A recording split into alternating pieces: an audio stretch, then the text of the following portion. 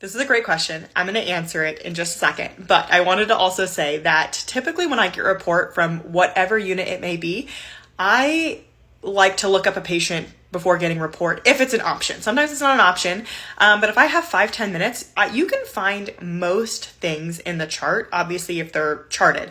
So I don't always rely 100% on report. Most things I tend to look up before I even get it. So with that being said, I could get the world's best report and the world's crappiest report, and to me it kind of all means the same because I'm still going to double check and look things up anyways. But that was not the question, so I do want to answer this question on kind of some things I like to hear from ER nurses. First and foremost, I like to hear if there's any lines that have been placed, if there's any consults that have been called, kind of the patient's story, why they are there, what led up to them being here, and what's been done already.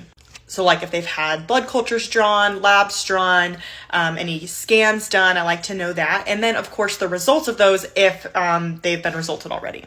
I also like to know, if the patient has any family or friends who their MPOA is, like who's making decisions for them, if I'm expecting anyone to be like kind of coming up from the ER with the patient, if any consents have already been signed for blood, surgery.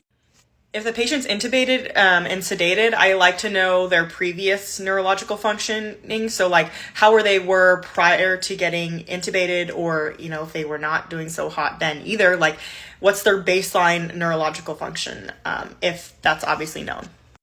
I also like to know if there's anything that I need to anticipate doing. So like if the patient has an order to get a central line placed or has an order for an MRI or things like that, I kind of like the heads up. But again, this is all stuff that I can see in the chart.